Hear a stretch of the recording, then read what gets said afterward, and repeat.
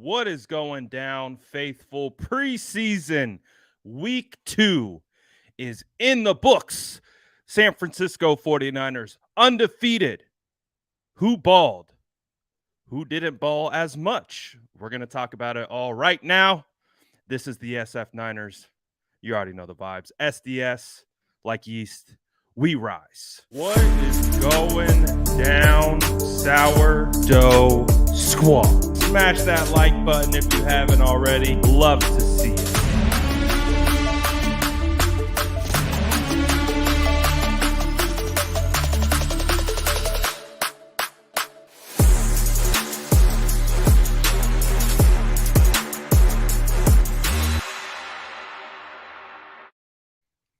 What is going down to all my sourdough squads all over the world? We got Paul Hope checking in from across the pond. We got people all over the place. Shout out to all the squad. We didn't get to talk last night, so we got a lot to talk about today. And I'm really excited to get into it all. We're going to talk a lot about guys who have shown that they belong here, guys who we might have a little questions on.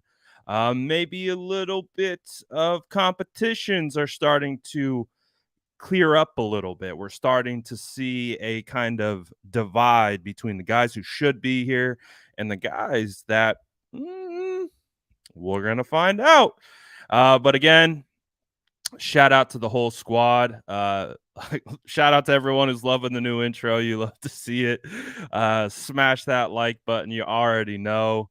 Drop an SDS in the chat if you're vibing with your boy. 49ers are 2-0, baby. Let's go. 2-0, leading the NFC West in the preseason. But hey, why not? We get to celebrate it. It's Victory Sunday, so you absolutely love to see it. But let's talk about some of the early risers that we have going right now with the San Francisco 49ers. I think if you guys watched the game last night, and we'll start with the guys who popped off the page first. Javon Kinlaw, baby. Javon Kinlaw season is upon us. Absolutely just wonderful to see Javon Kinlaw. The way he won, he got a sack. He had another really, really nice pressure, consistently pushing the pocket from the interior and making things a lot difficult for we get it. It's a backup offensive line, but you could see the backup offensive line literally had no answers for Javon Kinlaw. And you go back to joint practices where Javon Kinlaw was playing against the starting offensive line, who's kind of the same. Javon Kinlaw was wrecking shop. He was collapsing the pocket. He was literally pancaking their starting left guard into oblivion. So again, spoke to Javon Kinlaw earlier this offseason. We talked a lot about, like, one of the things that he talked about when we were having our conversation is like, he's like, I got a new leg. I got to figure out how to use it. I got to figure out what to do with it. I don't know. I've never felt this good before. Like, Javon Kinlaw told us that after post-surgery of going in, identifying the main issue that was causing his knee issues, going in and correcting it and fixing it allowed him to have more flexion and bend than he's ever had going back to when he was healthy. So we're seeing a guy who feels healthy physically, but I also believe mentally. Javon Kinlaw is in such a good place right now, and to continue to see his progression through training camp to joint practices to preseason, I could not be any more excited for Javon Kinlaw. And we talk about it on this channel all the time. If you can get Javon Kinlaw forcing double teams on the interior, it is going to open up guys like Charles Omenihu, Drake Jackson, Nick Bosa, Samson Ebukam, Kamoko Toure, Jordan. The list goes on and on, right? So Kinlaw really does have an opportunity to become an impact player this year for the San Francisco 49ers. And it might not show up like it showed up yesterday from the Vikings. It might not be sacks, it might not be tackles for losses, but if he's collapsing the pocket and he's moving quarterbacks off their spot, forcing them to either dip out of the pocket right into a defensive end who's waiting for him and they get the sack, that's a assist from Javon Kinlaw. So I couldn't be happier for Javon, man. You guys know I got a soft spot for Javon, but not only that, the what he can be and will be for the San Francisco 49ers this year is absolutely huge. So very excited about Javon Kinlaw and his continued progressions. Again, dude hasn't played a lot of football. He hasn't played a lot of football. He has had a reoccurring knee issue. They fixed it. He feels phenomenal, and you're seeing that. The dude looks happy. And we understand that, yes, football is a very physical game. But what's not discussed enough about football is how mental of a game it is. And when you're constantly dealing with injuries and how that can seep in to your confidence and all those types of things, we are seeing a confident Javon Kinlaw who's healthy. I don't envy.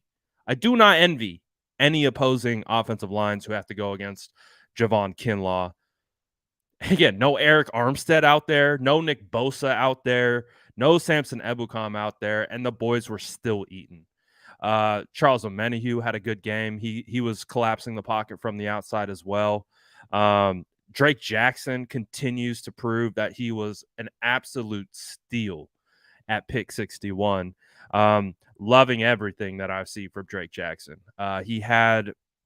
He almost absolutely disrupted a play where he set up outside speed, counter inside swipe to the inside, beats the tackle, and was literally like less than an inch away from swatting a pass. He had the one where he had the pass deflection where you could see his reaction skills and his awareness ability and how quickly he can react to things by getting his hand on the ball and breaking up the pass. Drake Jackson making plays in the run game.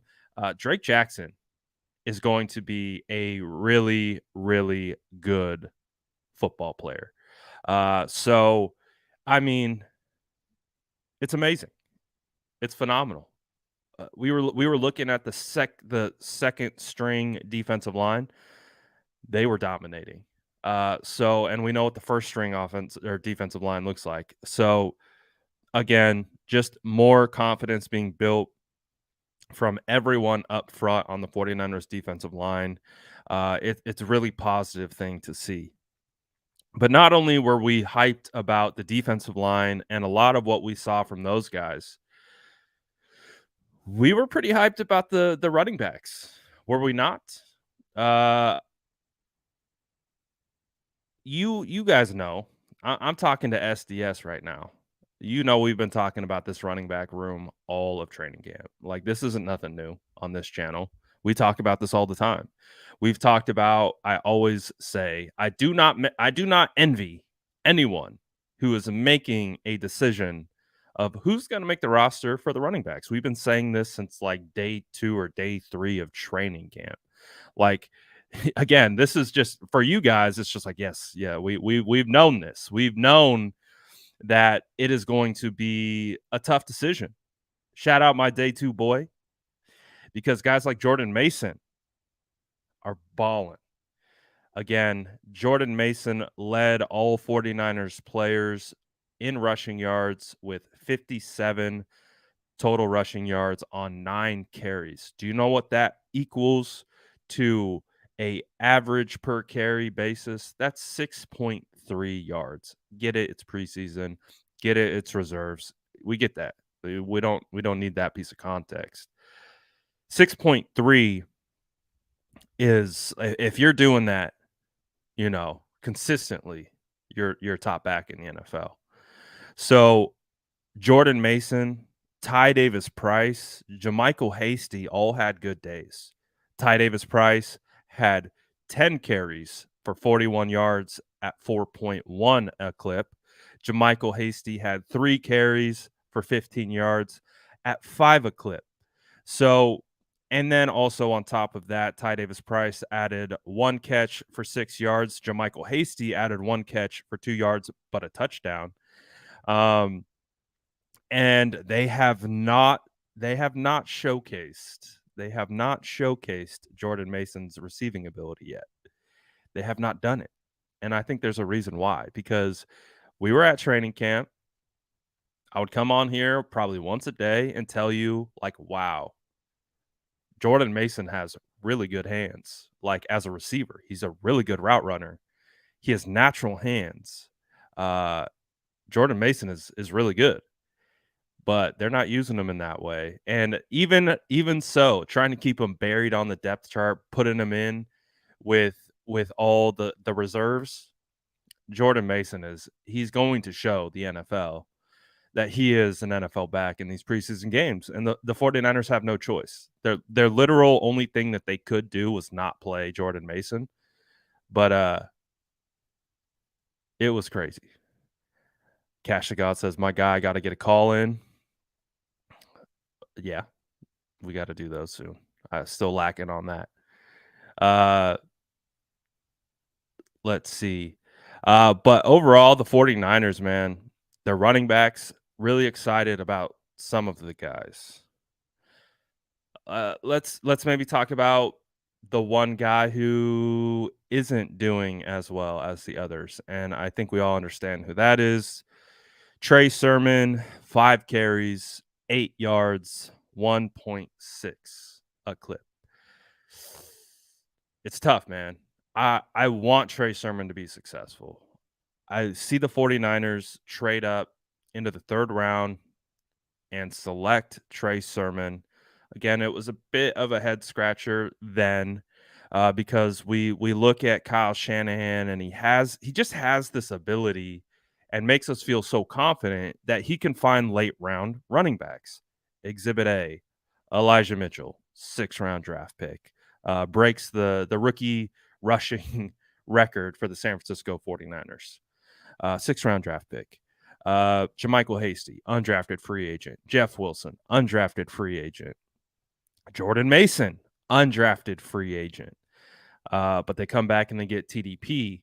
Well, TDP already looks better than Trey Sermon.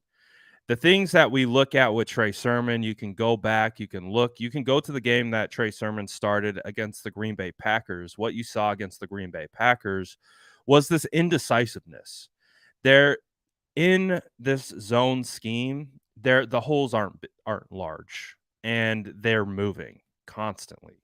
So you have to be able to find correct timing and be able to see the hole before it even exists.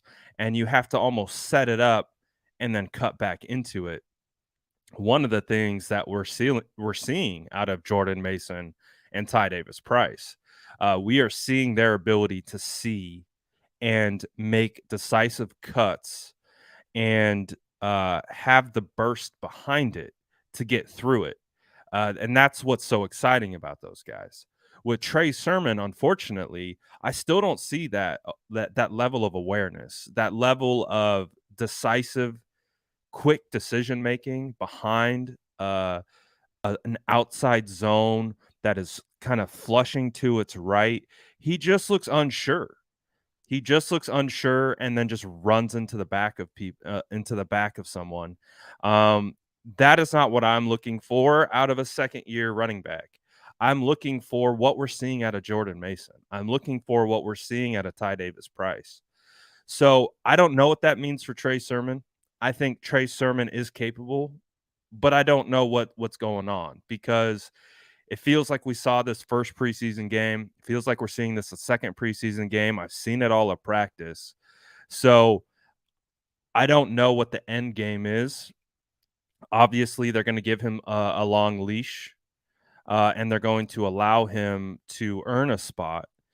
But right now, he's being outperformed by 2 rookies. One of them's a 3rd round draft pick, and one of them is undrafted. So I don't know. I don't know what they're going to do, because I recognize that you not only spend a 3rd round draft pick, but you trade up That means you invested other picks to go get Trey Sermon, and it just doesn't feel like it's panning out. I don't know. I hope it works out. I hope Trey Sermon can like kick it into gear because what I see with Trey Sermon, it's just it's reaction time. It's reading and cutting. I think he can cut. I think he can run. I think he can do those things, but it just doesn't feel like it's clicking for the other guys. So we'll see what happens with Trey Sermon. Again, this is going to be an extremely, extremely hard decision for the 49ers staff to make a decision on who stays and who goes. I firmly believe that cutting Jordan Mason will be a mistake that the 49ers will regret for a very long time. I think it's going to be a situation where he will. I tweeted this last night. Jordan Mason will be on an active roster in 2022. He will be on an active roster in 2022. I just hope it's with the 49ers. I just hope it's with the 49ers. I'm going to be extremely disappointed when we see the Cardinals, when we see the Rams, we see the Seahawks pick up Jordan Mason because they think they can swoop him and bring him back around to the practice squad. And it's not going to happen. I feel extremely confident that Jordan Mason is going to be on an active roster. It's just whose active roster is he going to be on? I want it to be the Niners. I think he deserves to be on the Niners because I see upside there. Part of what you're doing in an evaluation process is you're evaluating for what they are now, but you're also evaluating what they can be. And what I see from Jordan Mason is what he is now, but I can also see what Jordan Mason could be in 2 years, in 3 years. Jordan Mason could be a number 1 running back in the NFL. He could be a top 12 running back in like 2 or 3 years down the road if he keeps progressing the way that I think he will progress. You don't cut those guys. And if you cut those guys and you try to get cute with it, you're going to get bit in the butt. And I don't want to see my 49ers get bit in the butt. So they got to figure this out. It's a good problem to have. It's better than not having any running backs and trying to figure it out. Right now they got too many running backs. So it's a good problem to have because we already know, Elijah Mitchell's already dealing with injury concerns. So guys like Jordan Mason and Ty Davis Price just feel like they have to be on this roster, especially with the size that they bring and the physicality that comes along with it. That will translate them into staying on the field longer. They've talked about that as part of their pre-draft process with running backs, and I think Anthony Lynn has to do a lot with that. So you look at Anthony Lynn, you look at what he's been able to do with big backs like Melvin Gordon. Jordan Mason is a lot like Melvin Gordon. I've been comparing Jordan Mason to Chris Carson. You can also compare him to Melvin Gordon. You don't let those guys go. You just don't. What's up, coach? He says, okay, so possible fix for our overcrowded running back room. JWJ hasn't played Jeff Wilson Jr. There we go. It took me a while to connect those dots. Jeff Wilson Jr. Reset. Jeff Wilson Jr. hasn't played, and he might be held out for trade. He's still young. Cut Sermon. Move on.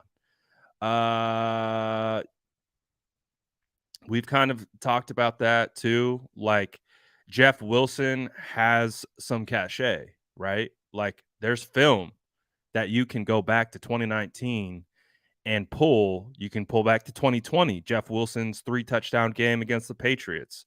Like you can pull film from Jeff Wilson and see him be successful in the NFL over multiple years. So I feel like if they get to that place, Jeff Wilson does feel like if they were to trade, it does feel like Jeff Wilson would be the most likely to be traded because he's a veteran.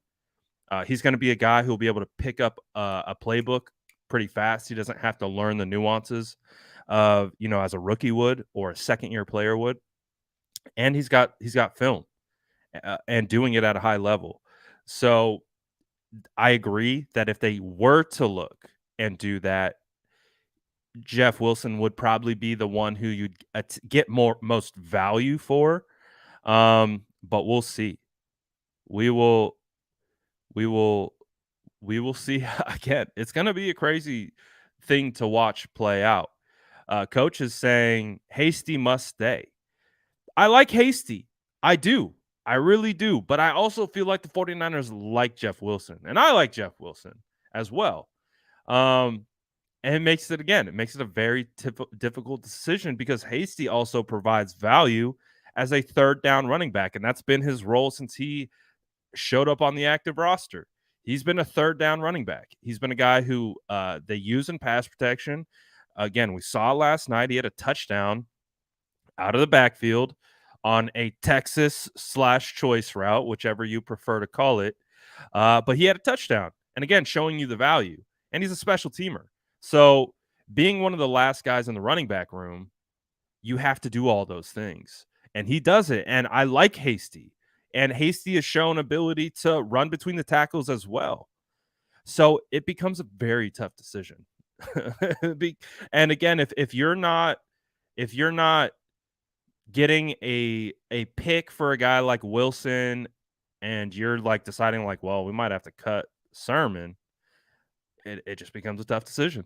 Again, I love roster construction. I love looking at the different layers and nuances of roster construction.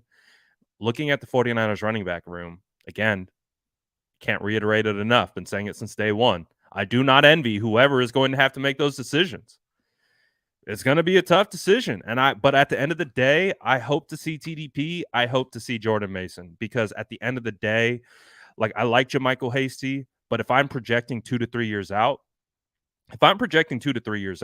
I see Jordan Mason as a guy who could be like in the mix for getting carries and receptions out of the backfield. JaMychal Hasty, to me, feels like he'll always be kind of that third down gadget back. I see Jordan Mason as a complete back.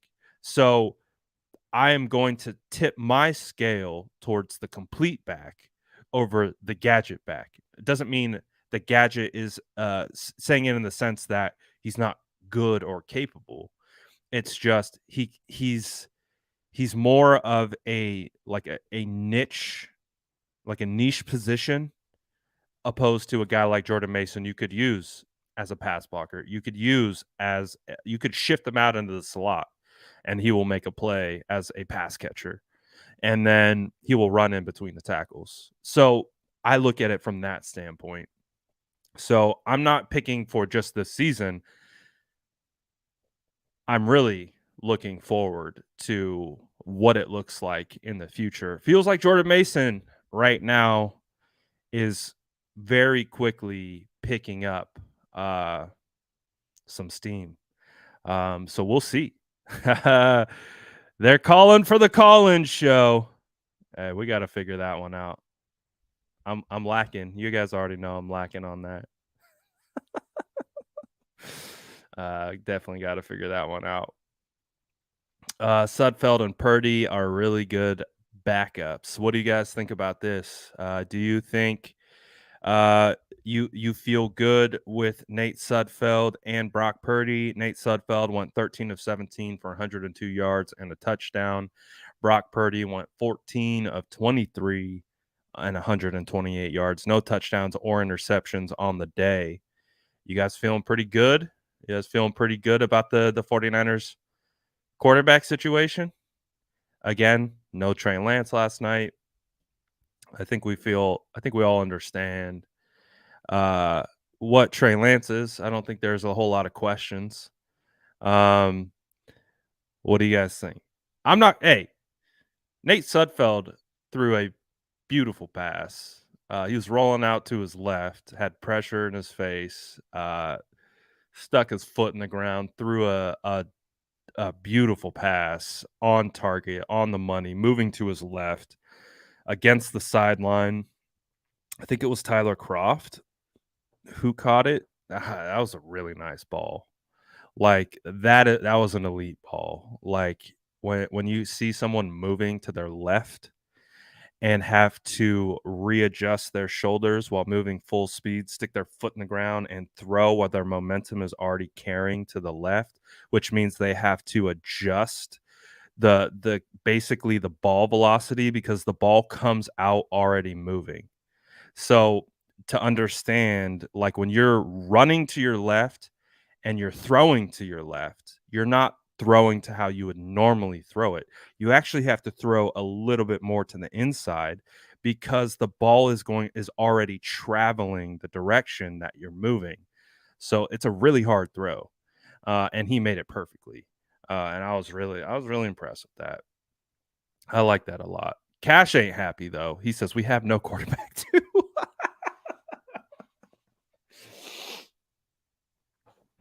Cash isn't happy with our backups. Uh, he says 49ers have no quarterback too. I don't mind the quarterback situation. I think Nate Sudfeld can get the job done if it required. I think Brock Purdy. I look at Purdy, and I don't know if this is weird or not, but I literally see a mini Jimmy Garoppolo running around. Like he looks like a tiny version of mini Jimmy. He's a mini Jimmy. He's a mini Jimmy. Like that's what I see from Nate Purdy. Brock Purdy. I literally look at Brock Purdy and I look and I see a mini Jimmy Garoppolo. Like that's his the way he moves, like the way he throws, like especially when he's like throwing on the run. Like it really does. He has like these I don't know what it is, man. I'm like he looks like a mini Jimmy Garoppolo. He's a mini Jimmy. But again, I don't think Jimmy Garoppolo's issues were with his necessarily his physical traits. It was just more how he saw the field at times. Um, but again, looking at the entire situation, uh, I do like Nate Sudfeld. I'll put respect on Nate Sudfeld. I know a lot of people aren't going to. I know a lot of people aren't going to like Brock Purdy, but you have to think about, you know, you got to think about Kyle Shanahan and what he requires of his quarterbacks. Nate Sudfeld and Brock Purdy can both theoretically operate the system. Oh no, Cash, we got it. We can't do that. We can't do that. You cannot like Nate Sudfeld, and I can understand that. Like I can understand why people. He's not a flashy quarterback, but we cannot disrespect the man with the Gabbert vibes. Gabbert, no, can't. That's mean. Nate Sudfeld is no Blaine Gabbert. Blaine Gabbert is atrocious, and has always been atrocious. So I would put more respect on Nate Sudfeld, but I get it. I get it. Like not everyone's gonna like these backups. It's fine. I feel comfortable with Nate. I feel comfortable with Brock. What's going to be interesting is do they keep three quarterbacks? That's going to be the question. Do they keep three quarterbacks? Do they keep three quarterbacks on the roster? When you look at this running back room, you could use one of those. If you're only keeping two quarterbacks, you could keep that potential third quarterback spot for another running back. You could use that third spot for another offensive lineman. So what are you going to do? Are you going to keep three or are you going to keep two? I don't know. Jacqueline says, "Do you think Jimmy G will be our backup?" We talked about this yesterday, especially after Jed York's comments about it. I had specifically asked the chat to throw your percentage that you think Jimmy Garoppolo will be on the roster this year, week one. My percentage was 0.001, and the reason why it was 0.001% chance that Jimmy Garoppolo is on the roster this year is just simply for the fact that anything is possible and anything can happen. So I can't definitively say 0%, but I firmly believe that the Jimmy Garoppolo era is over and they're just waiting for either someone to trade or just to release him. Um, I don't think you don't withhold a playbook from a player. You don't allow a player to not be a part of practices. You don't bring him on trips, anything. Like if you really want to bring him back into the mix, that just feels like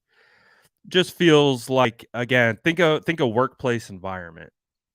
Think of workplace environment, like where you guys go to work every day. And if you saw an employee being treated that way, or you were that employee being treated that way, people are human at the end of the day. This isn't Madden. So people are human at the end of the day. I think the human element has decided what's going to be going down. And I don't think Jimmy will be on the roster. I think that ship has sailed. Regardless. Uh what's good, Donnie? Donnie B. Welcome to the chat, Donnie. So yeah, I don't think we are going to see a whole lot of Jimmy Garoppolo this year. So we'll see. Let's see. Who else do we want to talk about? Taylor Hawkins had an interception. The undrafted free agent safety out of San Diego State came away with the interception. I like Taylor Hawkins. I don't know if he's necessarily going to make the roster. I don't know if he's necessarily going to make the roster because we'll see. I don't know if they feel comfortable enough cutting Tarvarius Moore. I think it feels pretty crystal clear that the top, at least from my standpoint, I feel like the top three safeties are going to be, of course, Jimmy Ward, Talanoa Hufanga, and George Odom. Tarvarius Moore has shown glimpses in training camp and stuff like that. But I do think that Taylor Hawkins is pushing. So we'll find out. I don't know if he can squeak by, and they aren't overly impressed with Tarvarius Moore. But we'll see. We will see. Jason saying Diamador Lenore played great.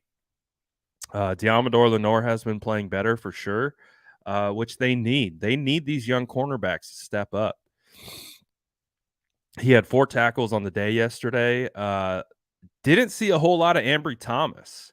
Not a good sign for Ambry Thomas. Feels like Ambry is plummeting down the depth chart. I don't know what's going on there. It's been a pretty consistent thing, throughout camp.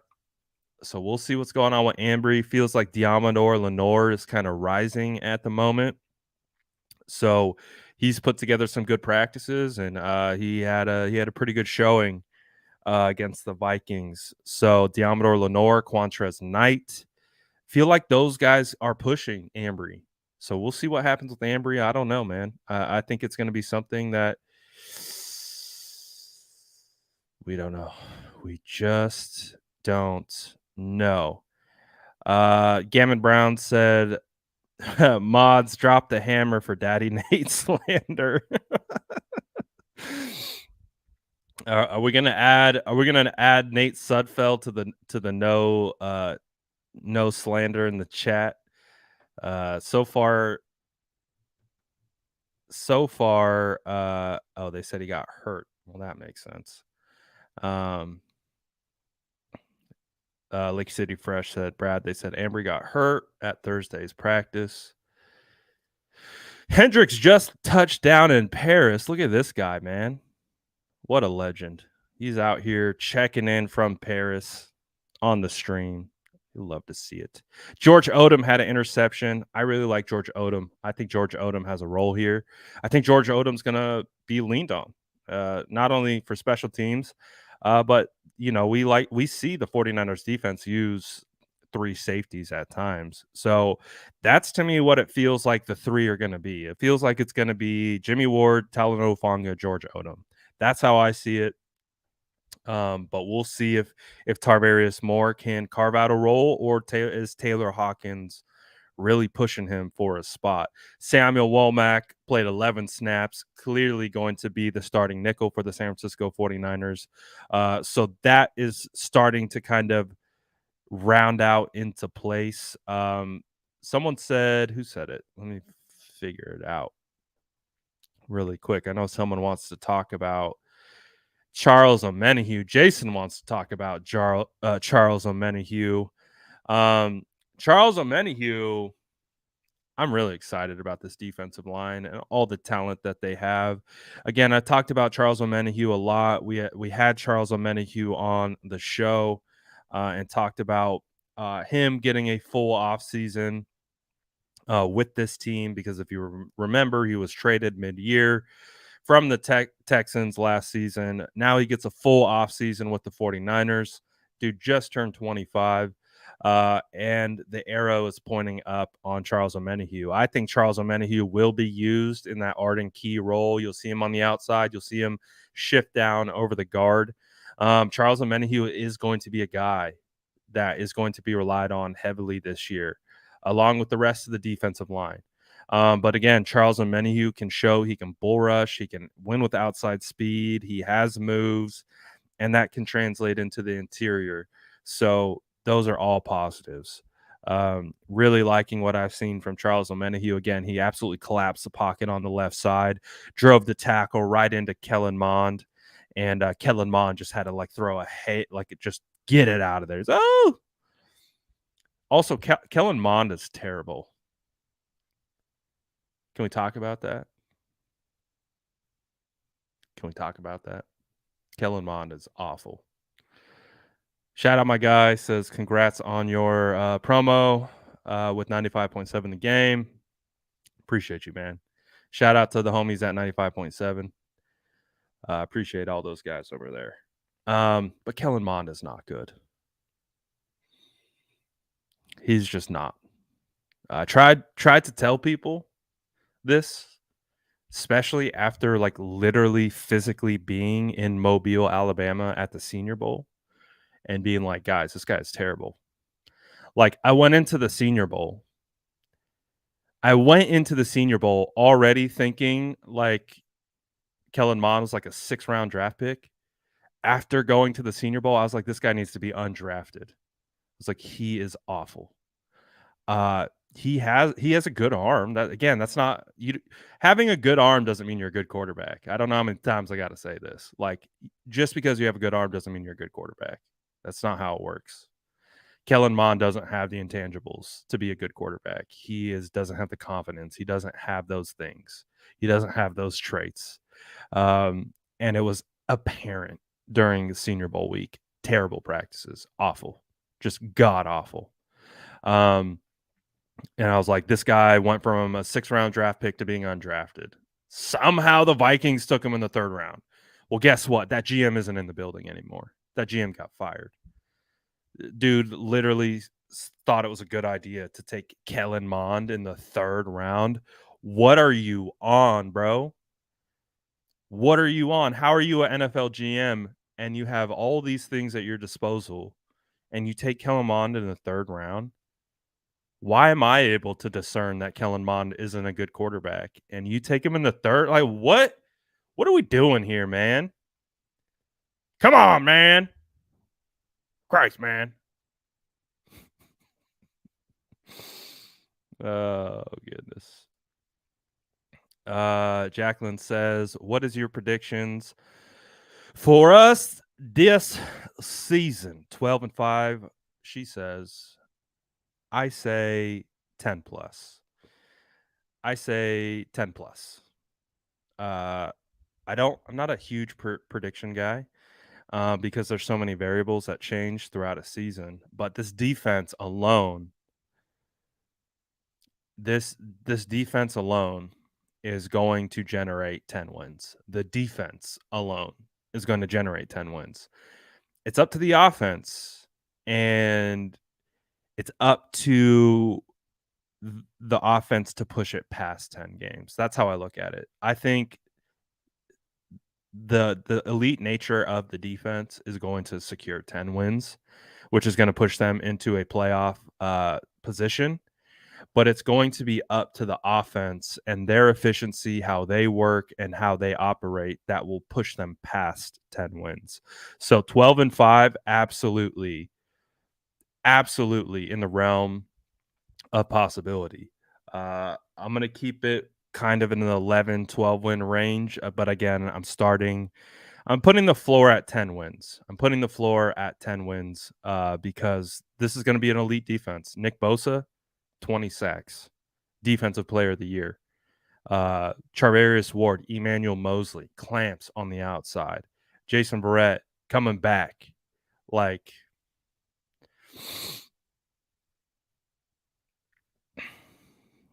Brad, we are 40 minutes into this. Make a bold statement with your chest. Niners D will have the second most interceptions this season. D line will tip passes. Well, if you want a bold take, I'll give you a bold take. I just told you Nick Bosa is going to have 20 sacks and be defensive player of the year, but I don't know if that's bold. This defense will be the best defense in the NFL, 100%. This will be the number one ranked defense in the NFL in 2022, across the board. So it all starts up front, and as a result, it's going to translate into clamps. This defense is going to be nuts, 100%. Jesse Wade says 200 of us, 56 likes. Come on, we can do better than 56 likes. It's a victory Sunday. It's a victory Sunday. Turn up. Go crazy. Go crazy on that like button. Keep hitting it till it breaks. Robert Davis says, hit that like button for SDS domination. SDS is taking over, guys. The SDS is taking over. We'll do it quietly, but you guys already know. You can sense it. The SDS, like yeast, baby, we rise. So that yeast is rising this year, and we're going to keep it rising for sure. Justin says, I thought Kinlaw only had a bull rush till last game. Looked like he's been working on new moves, right? What move would you like to see him use more of? So we got to see like the hammer. He kind of like dropped the chop on him and was able to break free. And then was able to get his foot in the ground and get north-south in a hurry. So that was very promising to see. It was one of my favorite reps.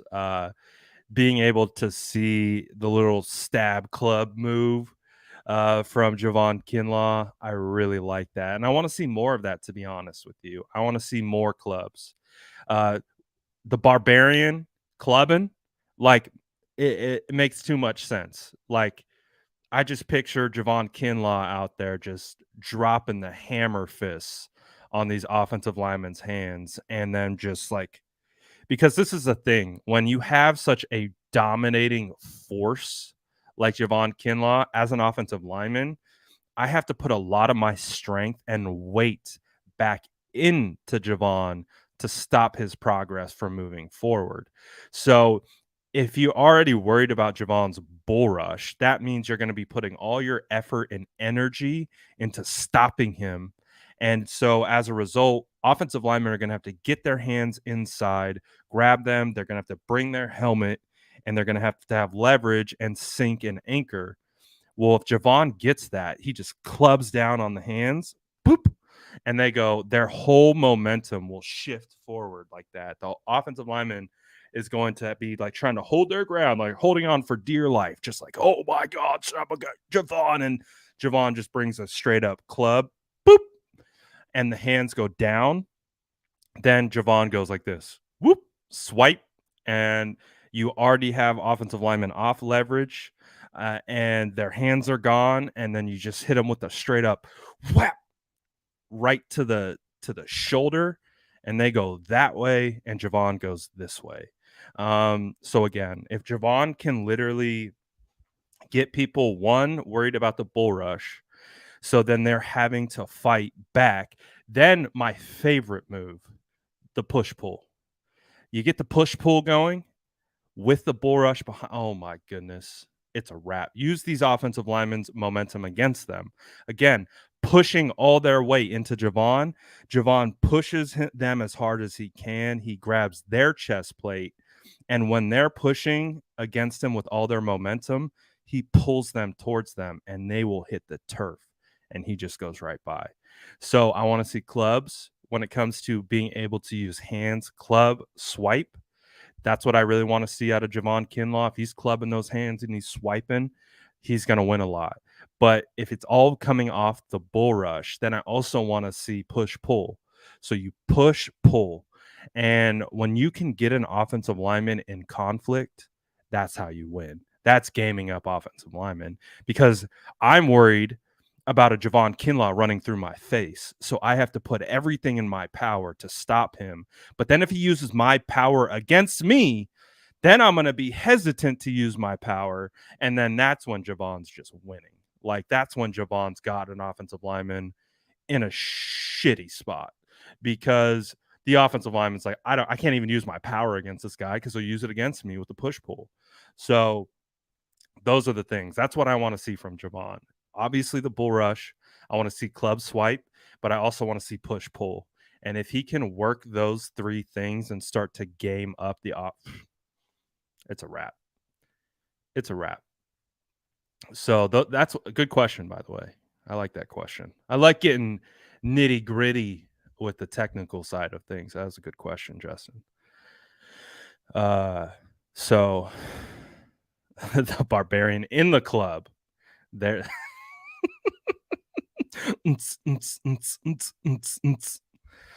Yeah, you don't want to see the barbarian in the club because that's gonna be nuts. 100%. Jay Tan says excited for Danny Gray. I think we can say Danny Gray is performing better than Jawan Jennings at this point. I had a lot of high hopes for Jawan Jennings. I even built up a little bit of a hype train for Jawan because I really felt like he was going to take a next step forward. It kind of feels like Jawan's kind of stuck in that, like, almost like he's doing too much, right? Like he's like trying to do too much rather than just letting the game come to him. Because you're seeing drops, you're seeing things like that. I look at that as confidence, like, or just mental. Like these guys know how to catch the ball. Jawan Jennings knows how to catch the ball. And if he's struggling with drops, I interpret that as more of a mental thing, more of a mental pressing, putting a lot of pressure on himself to be successful and have a big year 3. And then he's doing too much almost. I've talked to players about, again, we call it pressing. We've talked to players about this before. They say it's a real thing when you just put too much on your own plate. Just put too much on your own plate and you kind of get in your own way. Feels like that's what's going on with Jawan. I feel like Jawan is absolutely more than capable. And I was expecting, but I think once you get Javon out there, get him blocking again, and getting him involved on third downs and in the red zone, I think Javon will be okay. But Danny Gray is playing really well. And Danny Gray has those things that you can't speed. He's got those things that you can't speed. Man, I'm on one today. He's got those things that you can't teach, and that's called speed. There we go. That's better. But yeah, Danny Gray looks like a guy. Looks like Malik Turner still kind of holding down that wide receiver 6 job. Definitely feels like Danny Gray is holding down that wide receiver 6 job. Oh, I didn't see this super chat.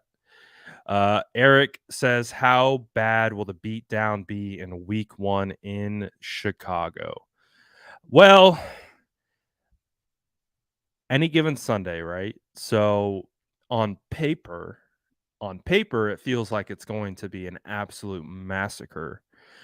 And the reason why I say it's going to be an absolute massacre is because you look at the Chicago Bears offensive line, and then you look at the 49ers defensive line. And you look at Javon Kinlaw, you look at Nick Bosa, you look at Charles Omenihu, you look at Kevin Givens. the list goes on and on. We don't got to talk. We know the list. That Chicago offensive line is poo poo. It is so bad. And Justin Fields will be on. Luckily, they have Justin Fields in the sense of he can escape and try his best to create. Justin Fields alone will probably erase like 5 sacks just because he has the ability to escape the pocket. But you put Charvarius Ward on Darnell Mooney. You put Talanoa Hufanga, Jimmy Ward on Cole Kmet. Fred Warner, Z's, Dre just patrolling the middle of the field. Bro, it's gonna be a massacre. Like you guys know we love Justin Fields around here. But I feel bad for him because he's gonna get destroyed. He's gonna get destroyed. But again, I always say any given Sunday, anything can happen. Anything can happen. But on paper and how we are conceptualizing it is the Bears are going to get clobbered because they're not going to have any time to do anything because the 49ers defensive line will literally run through them. They're not going to be able to do anything. Justin Fields will be able to escape. He'll be able to throw away out of a couple sacks, but you can only do that for so long. You can only do that for so long. They're going to get to Justin. Justin is going to be in a world of hurt. Justin Fields is going to need to hit that ice bath 100% after that game because he's going to be on the turf a whole lot. So in my mind, it feels like it's going to be a pretty big butt whooping, but you never know. You never know what happens. Team can come out flat, things like that. But all things considered, feels like the 49ers are going to come out and punch him in the face. Feels like Nick Bosa has an opportunity to walk out of that game with like 5 sacks. Like it just feels like that. It feels like the defensive, and that's what you need in like these like defensive player of the year campaigns. You got to come out hot. You got to have the whole national media talking about you week 1 because that narrative will stick with fans throughout. So you got to ball out. And I think he will. I think Nick Bosa is going to come out and just demolish the Browns. It's going to be fun. Can't wait. Can't wait. Bear State. Did you guys see that the Bears are having like 3 concerts before week 1? Did you see that? Their grass is terrible. Like right now. Their grass is terrible. And then they're going to have a Red Hot Chili. The 49ers had a Red Hot Chili Pepper concert. Do you know what they did? They replaced their entire grass field after that. Like, are the Bears going to be replacing their field? I don't think so. They don't seem like someone that's too worried about that. So I don't know, man. I just hope no one gets hurt because obviously that would be terrible. And I would imagine that the field is going to be in pretty rough shape. But we'll see. And again, if you want to get an idea of what it is looking like right now, this is what it looks like. This was August 14th. This is what the field looked like August 14th. They are going to be having 3 concerts from now until week 1, and this is what the field looks like right now. Ouch. Ouch. Hey, shout out the homie, shout out Jesse, shout out wifey. Appreciate you. Says, as a true faithful, I have to truly commend our regime for this roster they have built. Right? Thank you for saying that, Jesse. This culture they have created, correct. Also, think I gotta say, watch O-line, D-line every play now. Thanks, Brad. You're welcome. I agree. I agree. You have to give credit to this.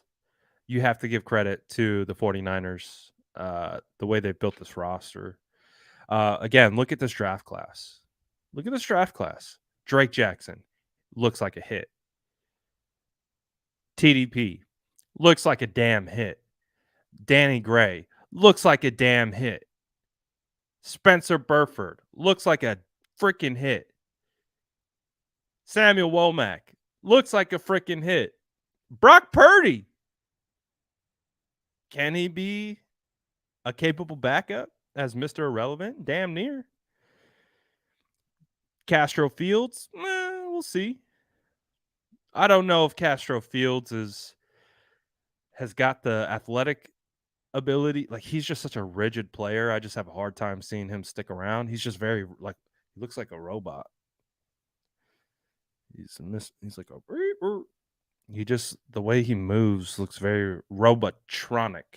But who knows? He had tied the team with tackles last night with 7. So hey, maybe he could be. We didn't talk about Oren Burks. I love Oren Burks, man. Shout out Jesse, shout out wifey. I love Oren Burks. Jesse says, I now watch the O-line, D-line every play thanks to you. I appreciate that, man. I love that we can all like watch the trenches together, because the trenches is where a lot of action happens, and it really sets up the tone for the rest of the play. So I'm glad, and thank you, Jesse, for the super chat, man. I really do appreciate it. And of course, appreciate all the kind comments. You guys are the best. Really appreciate it.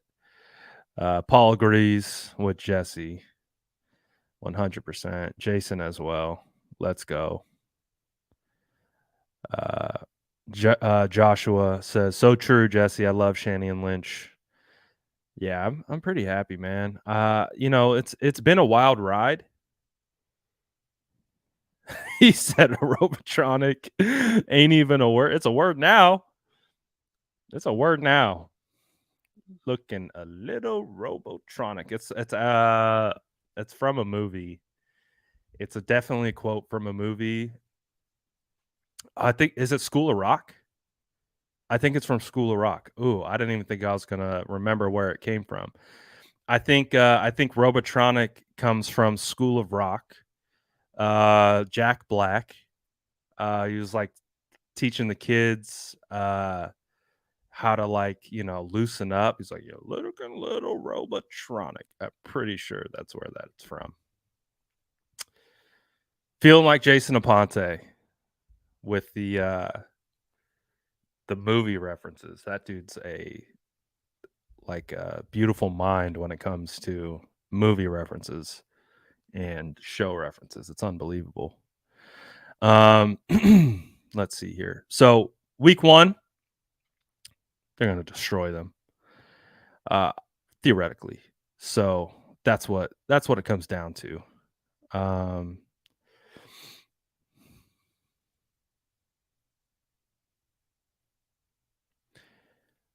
What year was, like, the movie School of Rock? Ooh, When am I gonna do a show with Wayne Breezy, Nitty Gritty Niners Talk? I need to. I need to. You guys know I'm a little bit of a lone wolf, as they say. I like to vibe a little bit by myself, but Wayne and the crew over at Nitty Gritty Niners, I got all the respect in the world for those guys. Uh, I think they do a phenomenal job. So yeah, I would love to do a show with them. 100%. Yes, I love Jack Black, man. Jack Black's the best. If you haven't seen School of Rock, you have to watch School of Rock. One of my all-time favorite movies. So good. So good. Uh what else we want to talk about? So let's put a bow on the Vikings versus 49ers game. Uh Again, love the depth, love everything that I'm seeing. Love the additions that they've added. Love the undrafted free agent class. Again, we talked about after the draft, like we were hyped. Again, I went on a show with Larry Krueger. We spent over 60 minutes only talk. It was our pre-draft show. We started with the undrafted free agents, and we talked about the undrafted free agents for 60 minutes because we were that hyped on who they brought in just from the undrafted free agent standpoint. But you look at the draft class looks like it's hitting. You look at the additions that were had in free agency, whether depth or starters, from Charvarius Ward to Oren Burks, they look good. Offensive line, we haven't talked about the offensive line yet. I don't think Keaton Sutherland's gonna make the team. I don't know. He doesn't look like a he looks like a practice squad guy at best to me. Keaton Sutherland struggles at times. I definitely think that Donovan West at this point deserves a crack. Based on what I've seen from Sutherland. So I would give Donovan West a run or two. And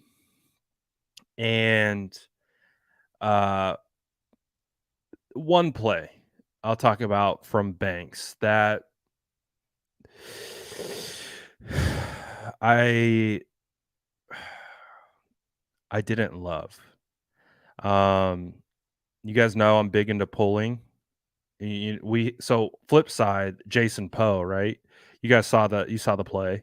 Jason Poe pulls to kick out block defensive end, puts a defensive end on his butt. Absolutely dropped him, right? Like, and that's Jason Poe, 6'1", 300 pounds. And we talk about Jason Poe all the time in that light. He's a great puller. That's probably arguably one of his best attributes is his ability to pull. Flip side, Aaron Banks, you get Aaron Banks pulling, and I would agree, or I would think that as a puller, you're at the advantage as a puller because defensive linemen are trying to read and react to the guy in front of them. They break free. They have to process, why am I not getting blocked right now? And then they have to look into the inside. And typically by that time, the puller has arrived and you have a full steam ahead to be able to pull and hit these guys as they're trying to understand why they're not getting blocked. Well, Aaron Banks pulled. He was trying to block Patrick Jones, and Patrick Jones put Banks on his butt. So I would like to see that improved a little bit. I think Aaron Banks is definitely capable and is strong, but I want to see if they're gonna pull him, that can't happen. He has to push he has to kick out the DN. The DN can't kick him out. So that was just one play. There's just one play. But it was just one play that was like, again, you see Jason Poe, then you see Banks, and it's just like, oh, Granted, Patrick Jones, second-year defensive end out of Pitt, I like a lot. Really good at the Senior Bowl when I was there. Has a lot of potential. So it's not like it was against some scrub or anything. I like Patrick Jones. I think he could be a starter one day. But you want to see that kind of cleaned up a little bit. There's a couple other plays where, Banks won, and then he also got by him quickly. So you just want to see that cleaned up. But so I wouldn't say Banks had as good of a game as he did against the Packers. I think Banks had a really good game against the Packers. I think he took a little bit of a step back against the Vikings, but okay, let's see how he responds next week, and let's see how he looks at the tape, cleans some things up, identifies some of the technique, and how does he improve upon that. So I don't think it's anything that to throw up the alarms or anything like that. It's just, I want to see that be a little bit better. I want to see that be a little bit more stout. But we'll see. That was just a little thing. I think overall, you got no Colton McKivitz, no Brendel. Spencer Burford did a decent job. I haven't studied the tape yet. I've just kind of been watching. I did a rewatch. I haven't studied yet. The study will tell me the full story. But so far, Banks, Burford did decent job. Poe did good. And I got to watch the rest to kind of give you the full picture of how the O line really did. So far, I felt like they did okay. Wasn't They weren't world beaters on the day, but I thought they did okay. So, but again, full study will tell me the whole story. Um, this is going to be again one of the biggest questions of the offseason. Which running back does or does not make the cut? We'll find out. Um, I'm not ready for this yet. I'm not ready for this yet. Would I start Poe instead of Banks? Not there yet. Definitely not there yet. I still think Banks he also needs reps. Like you just need reps, right? You just need to give this guy reps. So with Banks, I don't want to limit his progression by taking away reps. So got to keep him in. I think there's a reason both Banks and Burford played in this game. And again, comes back to that they need reps. So uh, Poe is doing well. I don't know if he's quite ready to start, but he's doing well. Um, I would. I don't know why Poe's not playing center. Or why is Poe not playing? Like when you look at Sutherland, like, well, why can't Poe do that? Why can't Poe play center? I don't know. I would at least attempted to see how Poe looks at center. They haven't played him at center like one rep all the training camp, at least from my eyes. So I don't know, but I'm not ready to move Banks. Want to keep getting Banks his reps so he can log and learn and get better at. Um, so not ready for that yet. Uh, how much time do you usually spend watching tape researching? So if I'm watching all 22, it takes me so the all 22 is typically like 25 to 30-minute long tape. And if I am studying just the offensive tape, it takes me 2.5 to 3 hours to watch the whole thing start to finish. I compile my notes with markers and I watch each play probably 6 to 7 times, and then just rewind it in little spurts. But yeah, it takes me a really long time to break down film. It takes me, again, 2.5 to 3 hours. So that's why it's hard for me to get to the defense because I know the offense better, and so I focus on the offense, but it takes me a really long time to get through the offensive tape. Um, And by that time, it's like midweek, and then we're like, "Oh, well, we're shifting on over to the next opponent." I'm gonna try to get better at break. I want to incorporate more defensive breakdowns because, again, And I think the defense is going to be probably the best unit on the field. So I want to be able to break down the defense as well. So it's going to be about 6 hours a week of film breakdown at this point to be able to get it all done. But we'll see. Gammon says, Brad, name the 7 NFC playoff teams in order 1 to 7. Oh my goodness. Uh in order? Jeez.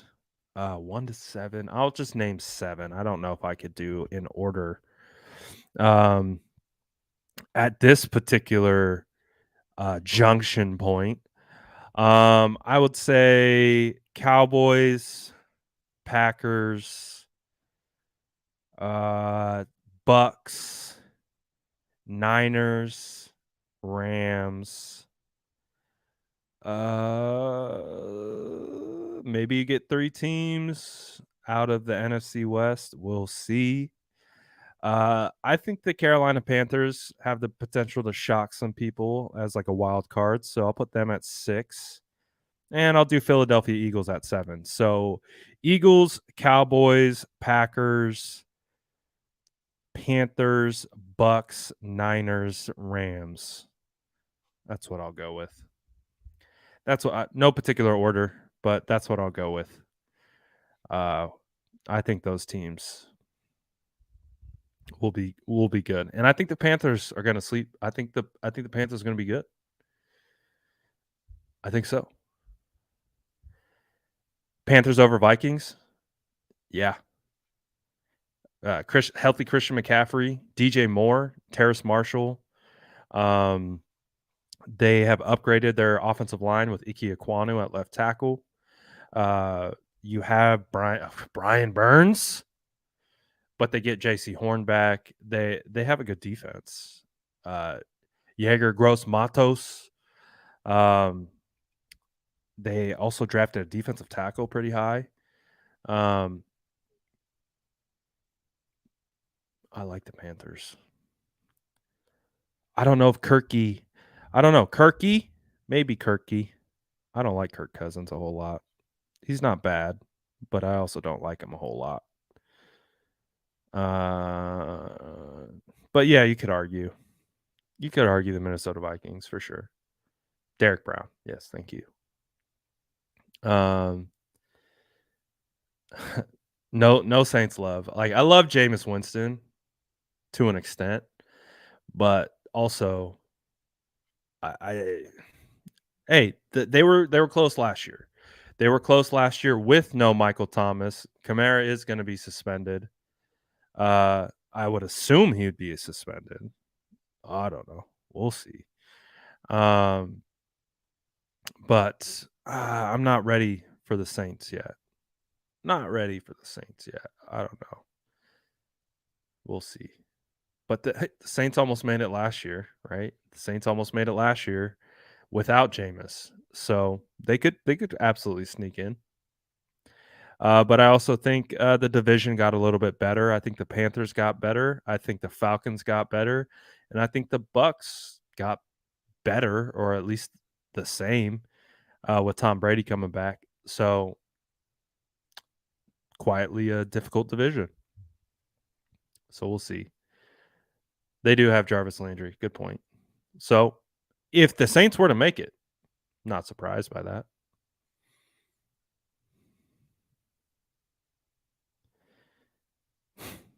If I could only go into NFL Network studios, I still think it would take me just as long. I don't think where I'm watching would make a difference. It just takes me a long time to watch tape.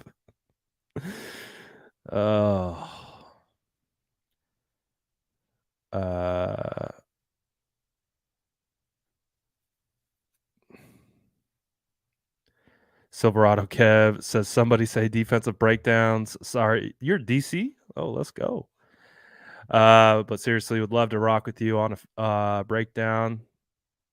Oh, yeah, that would be dope. The defense is going to be lights out 100%. 100%. I'm super excited about this defense. I'm super excited about this team. Super excited about what we're seeing in these training camp, joint practices, and preseason games. It's all leading to what looks like going to be a really good year for the 49ers. So I'm excited, man. I'm really excited about it all. I think this is going to be a fun year for this team, for this fan base, and I'm really looking forward to it. I think again against the Vikings, the 49ers continue to show the immense depth that they have on this team. And it's going to be another thing that is going to propel them into winning a lot of football games. Again, this team doesn't have to live and die on Trey Lance's arm. It can live and die on the defense. It can live and die on that defensive line, the elite linebackers, the legitimate secondary that they have, and D'Amico Ryans' brain. Like, the 49ers are going to have an opportunity to allow the offense to catch up to speed, just like last year. So this defense is going to keep the 49ers in a lot of games. And if the 49ers offense can just make at least like two to three touchdown drives a game, it feels like if the 49ers are scoring 21 plus points a game, it feels like they're going to have a really good opportunity to win any game that they're in, because it just feels like the defense isn't going to allow anyone else to score on them. So really excited again, through 2 weeks of preseason. We'll have one more preseason game that is on the 25th. So in 4 days, the 49ers will be playing the Texans at Texas for their final preseason game. And then they get a good little break before week 1 kicks off against the Bears. So we're right around the corner, guys. We are right around the corner from a really potentially special season. We're gonna do roster. We're gonna do 53-man predictions. We're gonna do all that kind of stuff. And let's see. Let me look at the roster cut down day. NFL roster cut down days. Second roster cuts August 23rd. Ooh, so 5 players will be getting the before Thursday. So on Tuesday, the deadline is at 4 p.m. Eastern, so there will be 5 players to be cut from the San Francisco 49ers. And then final roster cuts will be Tuesday, August 30th, where they go from 80 to 53. Oh, boy. No ID says, what's your prediction? I'll tell you my prediction. I will tell you the 5 players that I think are going to get cut tomorrow. Ooh.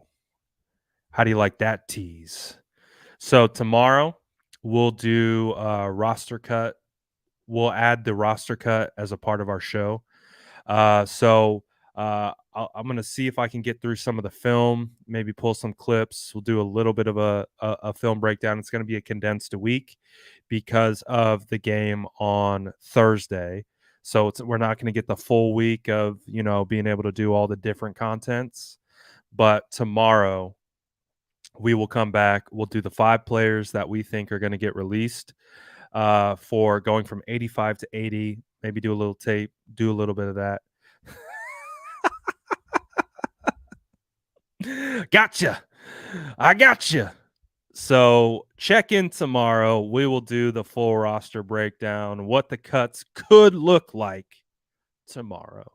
But again, shout out to the whole squad. What did we end up getting to with the like goal? Did we ever get the likes up here on what we were trying to accomplish. Oh, we hit 100, I guess. We hit 100. That's okay. 240 people in here. You think we could get to 150 pretty quickly. But that's up to you guys. That's up to you guys. If you want to help the channel get to 150 likes on the video, that's up to you guys, you know? Do you want to be undefeated? Do you want excellence? Do you want to be the elite group that you are? It's up to you. It's up to you. I'm not gonna hold your feet to the fire. But hey, you know the vibes. We get to 150 in a blink of an eye. But hey, we'll see. We'll see if it actually happens. I don't know. I don't know. SDS, are you undefeated today? I don't know. I don't know. We'll see. Oh, they already dropped top. They're dropping top 100. Where's that at? They're dropping top 100 on me.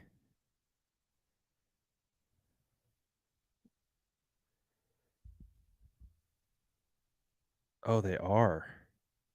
6 minutes ago. Fred Warner. 47. Yeah, holy crap. What the hell? I mean, I guess I get it to an extent, but yikes. Let me post that really quick. 49ers Fred Warner lands at number 47 on the NFL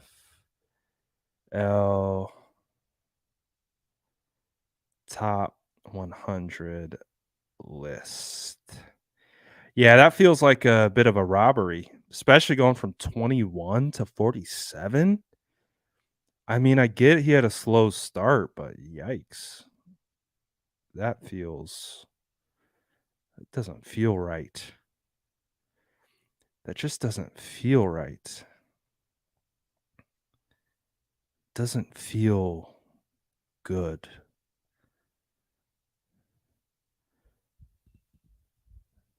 He needs to be higher than that. There's no reason why Fred Warner is outside the top 30. Like how are you going to be the best middle linebacker in the NFL and not even be in the top 30? Crazy.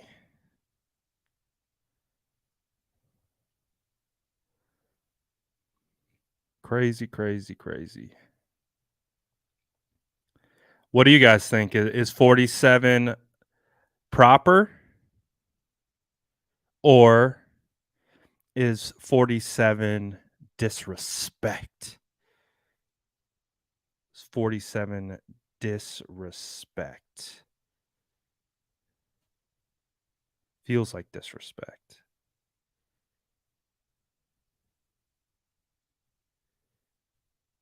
Doesn't feel right. Doesn't feel right at all. Come on. Unbelievable. Anyways, if Trent Williams, by the way, if Trent Williams is anything other than 1 or 2, I'm going to go crazy. If Trent Williams is anything other than 1 or 2, I will accept 2. I don't think it's right. I think it's 1 for last year. But if Trent Williams is anything other, like he could be 3. If he's 3rd, I'm going crazy. Like the disrespect. Trent Williams better be 1 or 2 only acceptable answers. Only acceptable answers. Oh, ouch. Ouch. He said IU gave him a low grade. Oh my god. TJ the TJ Watt. Interesting. I could see that though. I could see them trying to sneak TJ Watt up there above Trent because he had the sacks. But we'll see. Trent better be 1 or 2 or we're rioting, as they say. We'll see, man. But yeah, they're dropping the top 100 list as we speak. Again, Fred Warner coming in at 47 feels way too low. But we'll see what they keep doing. We'll see what they put Austin Eckler above Fred Warner. Like, what are we doing, man? What the heck, man? Come on, man. I'm looking at the list. Yeah. Max Crosby ranked 59. Nick Bosa clearly ahead of Max Crosby, but Max Crosby gets first team all pro. Seems weird. Don't like it. But that's it for me. I'm out of here. Looks like we only got 130 likes on the show. Looks like we only got 130 likes on the video. So I guess I can't say the SDS is undefeated today. We'll see. It's only 20 more likes to get to 150. Can they get it done? We'll find out. You got about 30 seconds. Is the challenge been accepted? We'll see. But anyways, shout out the whole squad. Appreciate you guys as always. Tapping in, joining the content. We're super close to getting real football back. We're getting close to getting real football back, getting in the swing of 100% full-blown content mode. We're still kind of like in the preseason mode. But once that season hits, we're dropping into gear. And the content is going to be through the freaking roof. So I'm really excited this year. What we're going to be able to do this year from a content standpoint, I think it's going to be a phenomenal year. So shout out to all the SDS. Appreciate you guys tapping in, commenting, liking, all the good stuff, subbing. You guys are appreciated. Appreciate all the homies out here. You love to see it. We'll be back for show. He says, let's go Buggers Kinlaw and chop that button. Appreciate all the homies out here. You already know, content through the roof. Oh, we're within 10 likes. We're within 10 likes of our goal. Do we have 10 sourdough lurkers in here to smash that like button? Again, you watch on Facebook, come on over to YouTube. It's nice over here on YouTube. I don't want to alienate my Facebook folks, but it's nice over here on YouTube. I promise. Calling all the lurkers. Where are the sourdough lurkers at? Smash that like button. You already know the vibes. But appreciate you guys. Like I said, we'll be back tomorrow. We'll do roster breakdown. So 49 Tuesday is cut day. So ahead of Tuesday, we will project the 5 players that we think are going to get cut, or project who will get released ahead of Tuesday's cut day. So we'll do that tomorrow. Maybe a little bit of film, stuff like that. So keep an eye out. Hit those noti bells. to make sure you never miss any of this top tier content. But again, appreciate you guys as always. The support has been fire.